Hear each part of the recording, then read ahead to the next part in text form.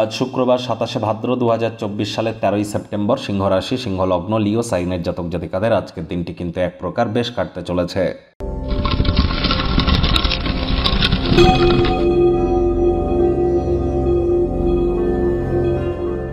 ভিডিওটির শুরুতেই আপনারা স্ক্রিনে দেখতে পাচ্ছেন দেবী মহালক্ষ্মীর গায়ত্রী মন্ত্র।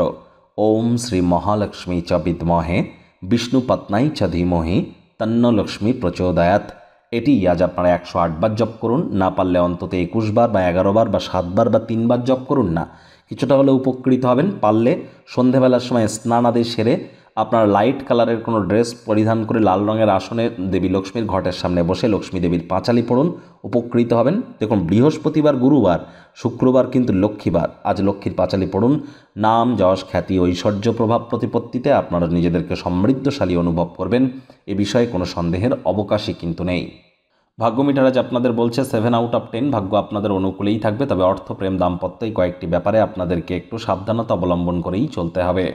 শুভ সংখ্যা থাকছে 1, শুভ রং থাকবে অরেঞ্জ আর গোল্ডেন কালার। আজ অবসরকালীন সময়ে মন্দির, মসজিদ, গুরুদ্বারা ভ্রমণ করুন, মানসিক প্রফুল্লতা পাবেন। সাধু সন্ত, আউল বাউল, ফকিরদের বা মৌলবীদের সংস্পর্শে যান, মানসিক শান্তি আপনারা সেখানে নিশ্চিতভাবে পাবেন। অর্থগত ব্যাপারে আয় ইনকাম আজ কিন্তু বাড়বে না, উল্টে খরচ বাড়তে চলেছে। মানি ম্যানেজমেন্ট, টাইম ম্যানেজমেন্ট সম্পর্কে আপনাদের ইমিডিয়েট জ্ঞান অর্জন করার প্রয়োজন আছে, তা নাহলে ইন ফিউচার চ্যালেঞ্জ কিন্তু আপনাদের বৃদ্ধি পাবে। নতুন উদ্যোগ পরিকল্পনার পাশাপাশি নতুন নির্মাণ কার্যকে আজ পিছিয়ে দিন। চাকরিজীবী যারা আছেন তাদের অফিসে কম কথা বলে কাজ বেশি করতে হবে, তাহলে বস কলিগদের সাথে ভাব ভালোবাসা বাড়াতে পারবেন। কর্মে গতি অনুভব করবেন, নিজের মেধা, দক্ষতা, ট্যালেন্টের দৌলতে প্রশংসার পাত্রপাত্রীও হতে পারবেন। রাজনীতিবিদ যারা আছেন জনসংযোগ বৃদ্ধি করুন, সমাজে পপুলারিটিও বাড়বে। শিক্ষার্থী বিদ্যার্থীদের পড়াশোনায় মনোযোগ আরও বৃদ্ধি করতে হবে। উচ্চশিক্ষার জন্য যারা বিদেশ যাত্রার কথা ভাবছিলেন, ভাগ্যদেবী আজ আপনাদের পক্ষে নেই।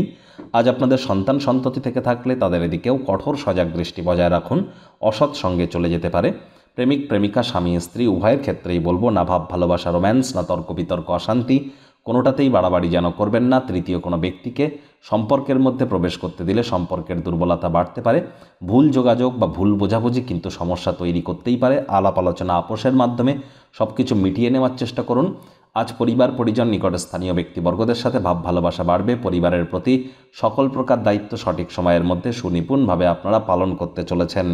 আজ আপনাদের শত্রুপক্ষ, বিরোধী পক্ষ একটু হলেও শক্তিশালী থাকছে, তবে বড়সড় কোনো ক্ষয়ক্ষতি তারা আপনাদের করতে পারবে না। যারা হ্যান্ডিক্যাপ ব্যক্তি আছেন বা সাধুসন্ত, আউল বাউল, ফকির, তাদেরকে খাটিয়া দান করুন, আর্থিক পরিস্থিতির চিরস্থায়ী উন্নতি ঘটবে।